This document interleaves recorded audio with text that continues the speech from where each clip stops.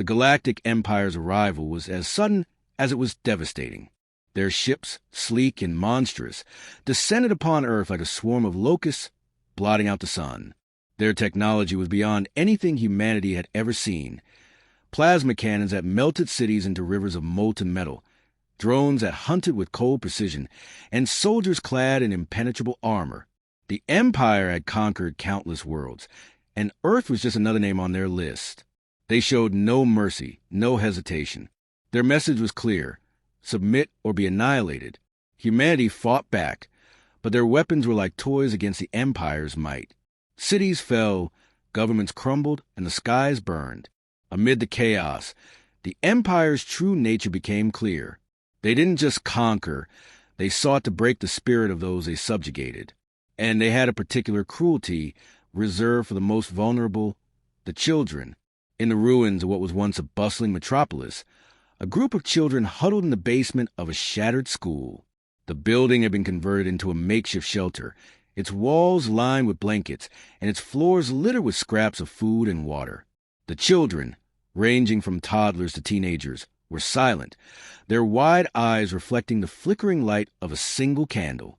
Outside, the sounds of battle echoed, explosions, screams, and the relentless hum of Empire drones. The shelter's caretaker, a young teacher named Elena, moved among them, offering whispered words of comfort. She knew the Empire was closing in. Reports had come in from other shelters, places just like this one, that had been wiped out without warning. The Empire didn't see children as innocents. They saw them as tools for fear, as leverage to crush resistance. The attack came at dawn.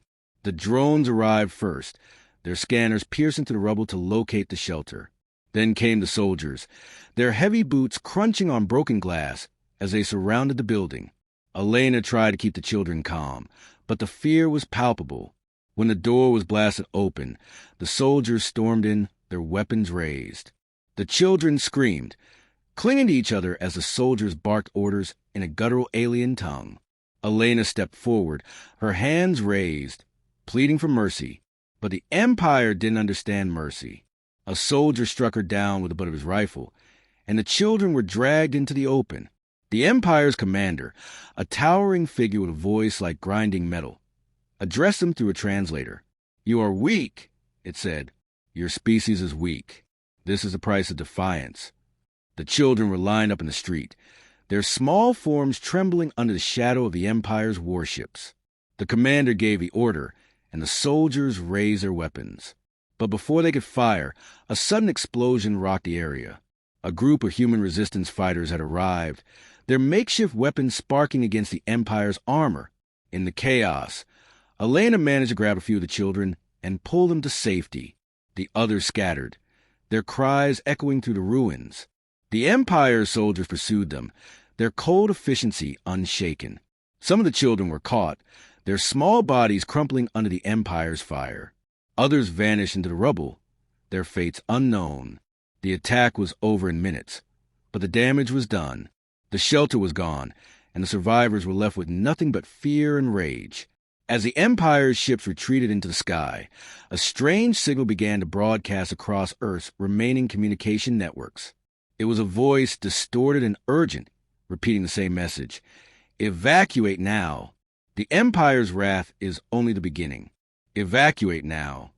The message spread like wildfire, igniting panic and confusion. Who had sent it? What did it mean? For the survivors, there was no time to ponder. The attack on the children had been a turning point. The Empire had crossed a line, and humanity would not let it stand. In the shadows, plans were already being made. The resistance would fight back, not just for survival, but for justice. And the children, those who had been lost and those who still lived, would become a symbol of humanity's unbreakable will. The Empire had made a grave mistake. They had underestimated humanity, and they would soon learn the cost of that error.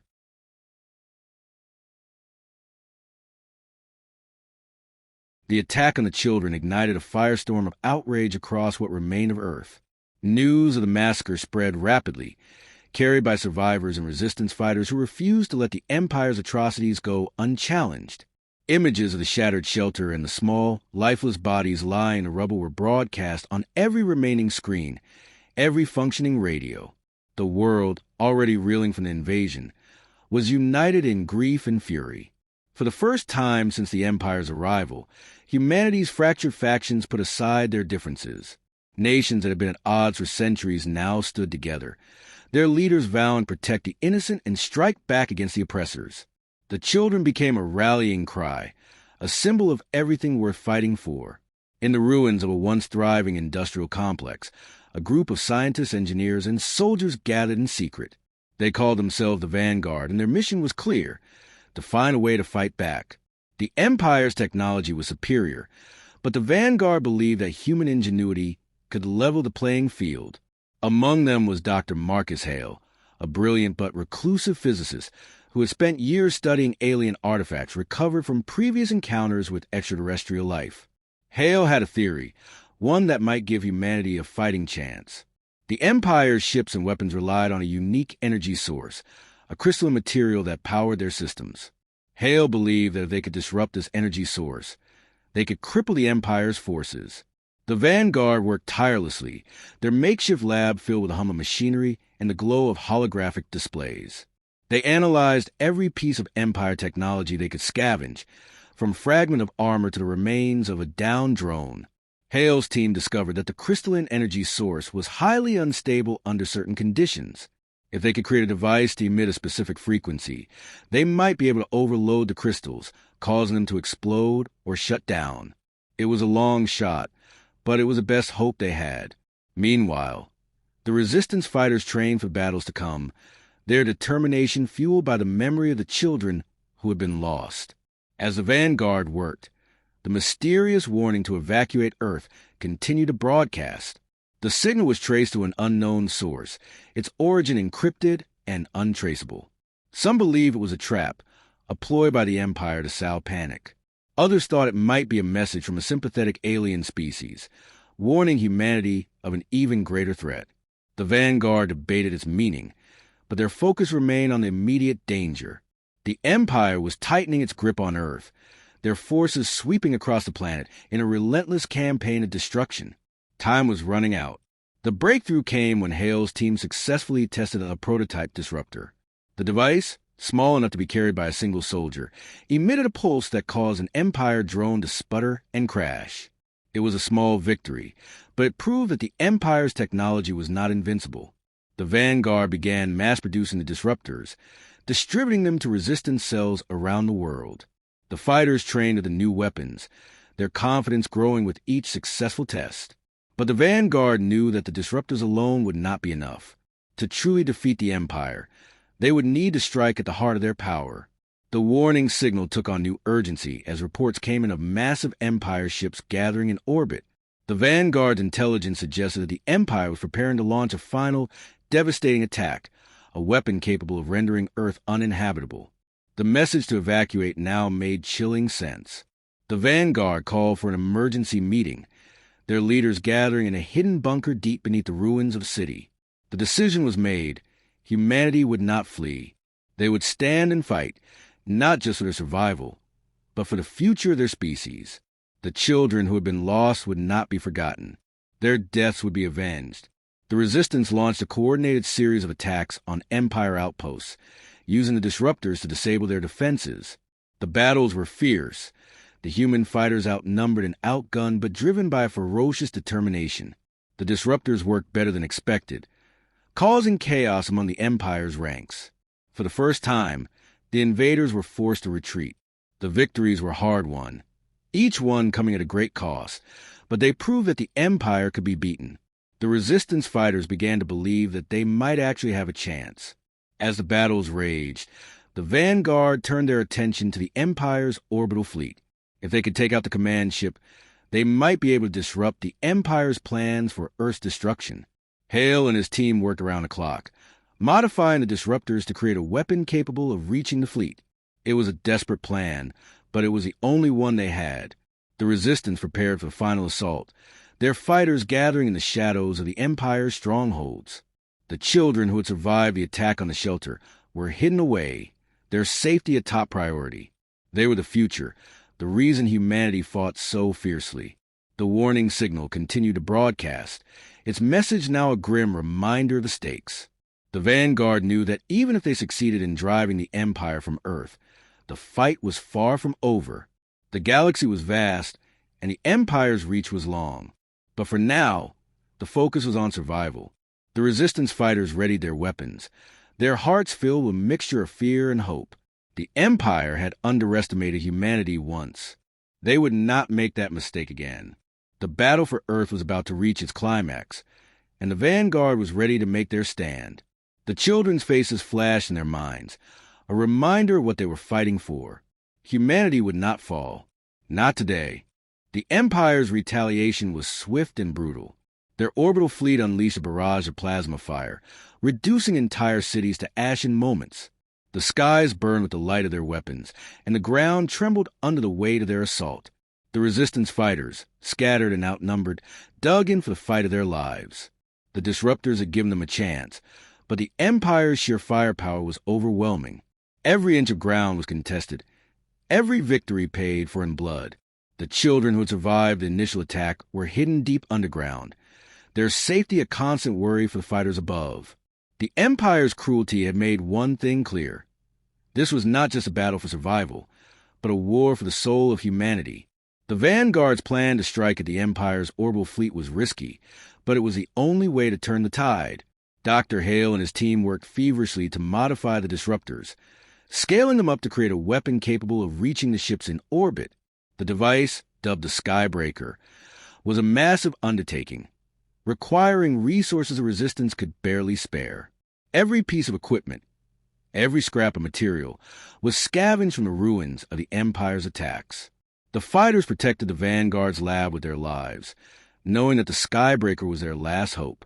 The children, hidden in the depths of the bunker, sent messages of encouragement to fighters, their small voices a reminder of what was at stake. The Resistance launched a diversionary attack on an Empire stronghold, drawing their forces away from the Vanguard's location.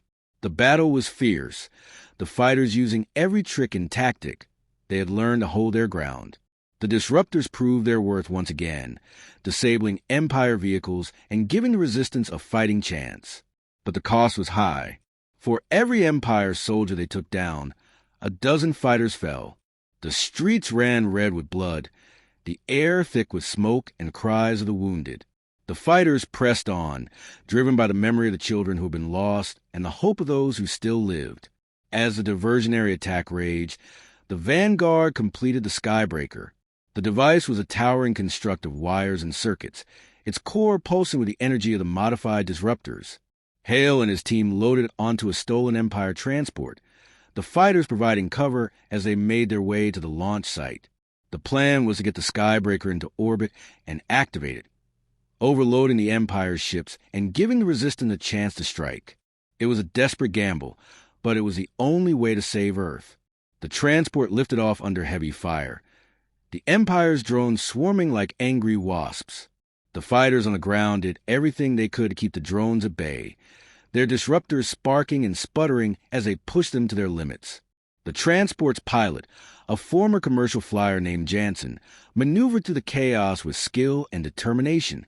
The Skybreaker's activation sequence was initiated, the device humming with power as it climbed higher into the atmosphere. The Empire's ships loomed in the distance, their massive forms blotting out the stars.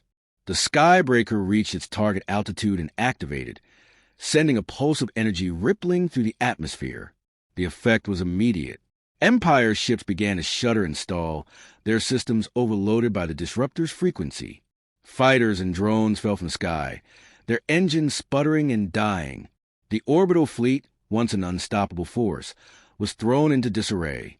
The Resistance fighters on the ground cheered as the Empire's assault faltered, their spirits lifted by the sight of their enemy's downfall. But the victory was short-lived. The Empire's command ship, a massive vessel bristling with weapons, remained operational. It was clear that the Skybreaker had only bought them time. The Resistance regrouped, their leaders gathering to plan the final assault. The children, still hidden in the bunker, sent messages of hope and encouragement, their voices a beacon of light in the darkness. The fighters knew that the battle was far from over, But they also knew that they had a chance. The Empire had underestimated humanity once, and it had cost them dearly. They would not make that mistake again. The Resistance prepared for the final push, their weapons ready and their resolve unshakable. The Skybreaker had given them a window, and they intended to use it. The fighters launched their assault on the Empire's command ship, using every resource at their disposal to breach its defenses. The battle was chaotic, the fighters swarming the ship like ants on a carcass.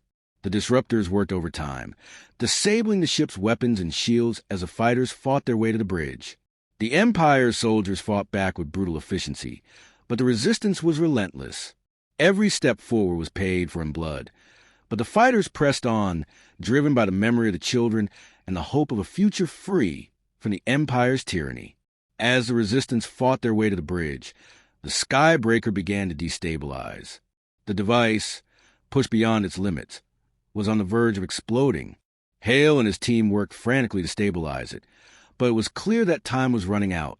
The fighters on command ship redoubled their efforts, knowing that the Skybreaker's destruction would take the Empire's fleet with it. The children, watching from the bunker, sent their final messages of love and hope, their small voices a reminder of what was at stake. The Resistance fighters reached the bridge, their weapons raised and their hearts filled with determination. The Empire's commander, a cold and calculating figure, stood waiting, his eyes filled with contempt. The final battle was about to begin. The Empire's command ship was a fortress of cold steel and flickering screens, its corridors echoing with the sounds of battle. The Resistance fighters stormed the bridge, their disruptors sparking as they disabled the ship's defenses. The Empire's soldiers fought back with brutal precision, their weapons cutting through the air with deadly accuracy. The fighters pressed forward, their determination unshakable. They had come too far to turn back now. The children's faces flashed in their minds, a reminder of why they fought. The bridge was their goal, and the Empire's commanded their target. Every step was a struggle, every moment a test of their resolve. But they would not falter. Not here. Not now. The Empire's commander stood at the center of the bridge, his towering form silhouetted against the glow of the ship's controls. His voice was a low growl, filled with disdain as he addressed the fighters. "You think you can win," he sneered. "You are nothing but insects, scurrying beneath our feet." The fighters didn't respond with words. They responded with action. Disruptors flared, and the bridge erupted into chaos. The commander's guards fell one by one, their armor no match for the Resistance's determination. The commander himself was a formidable opponent, his strength and speed far beyond that of a human. But the fighters were relentless. They fought not just for themselves, but for every life the Empire had taken, for every child who had been lost. As the battle raged on the bridge, the Skybreaker reached critical mass. The device, pushed beyond its limits, began to destabilize, its core glowing with an ominous light. Dr. Hale and his team worked frantically to contain the energy, but it was clear that the Skybreaker was going to explode. The fighters on the command ship knew what that meant. If they didn't finish this quickly, the explosion would take them all. The commander, sensing their desperation, laughed. "You think your sacrifice will matter?" he taunted. "The Empire will endure. You are nothing." But the fighters didn't care about his words. They cared about the children. They cared about Earth. And they were willing to give everything to protect it. The final blow came from an unexpected source. One of the children, a young girl named Mia, had managed to sneak onto the command ship during the chaos. She had no weapon, no armor, but she had something far more powerful: courage. As the commander prepared to deliver a killing blow to one of the fighters, Mia stepped forward, her small voice cutting through the noise. "You're wrong," she said. "We're not nothing. We're humanity." The commander hesitated, his cold eyes narrowing as he looked at her. In that moment of hesitation, the fighters struck. Their disruptors flared, and the commander fell, his body crumpling to the ground. The bridge fell silent. The only sound the hum of the ship's systems and the distant rumble of the Skybreaker's destabilizing core. The fighters didn't celebrate. There was no time. The Skybreaker was going to explode, and they had to get off the ship. They grabbed Mia and ran, their footsteps echoing through the empty corridors. The The ship's systems were failing, the lights flickering and the air growing thick with smoke. They reached the escape pods just as the Skybreaker reached its breaking point. The pods launched moments before the explosion, the shock waves sending them spinning through space. The fighters watched through the viewports as a command ship was consumed by fire, its massive form breaking apart in a blinding flash of light. The Empire's fleet, caught in the blast, was reduced to debris. The Skybreaker had done its job. Back on Earth, the Resistance watched as the Empire's ships fell from the sky. The orbital fleet was gone, their command structures shattered. The fighters returned to the surface, their bodies battered but their spirits unbroken. The children emerged from a bunker, their faces filled with hope as they greeted their protectors. The battle was over, but the war was far from won. The Empire would return, of that there was no doubt. But humanity had proven something to themselves and to the galaxy. They were not weak. They were not helpless.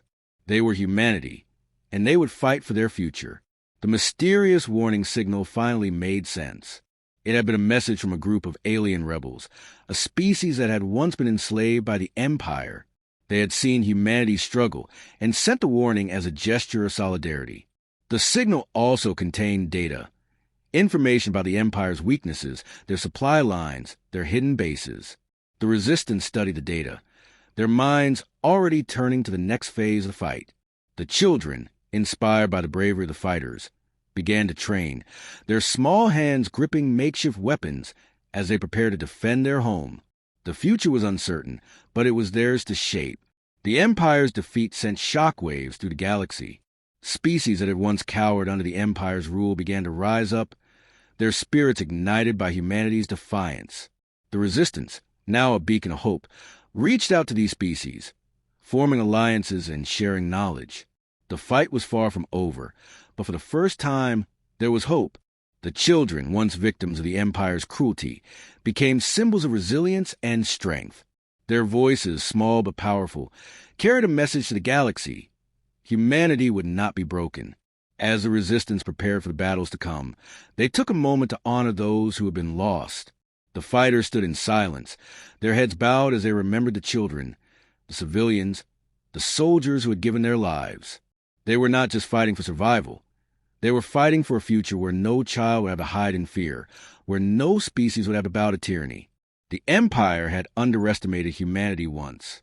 They would not make that mistake again. The galaxy would remember this day, not as the day the Empire struck, but as the day humanity stood tall. And they would stand tall again, no matter the cost.